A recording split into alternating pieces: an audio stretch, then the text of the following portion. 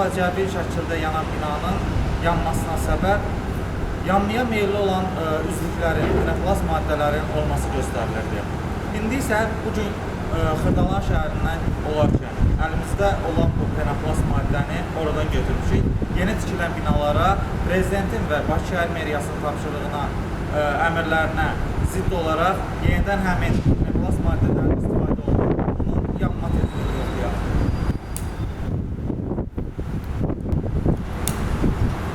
Gördüyünüz kimi tez bir zamanda adi alışqanın yanma dərəcəsində əriyib yox olur.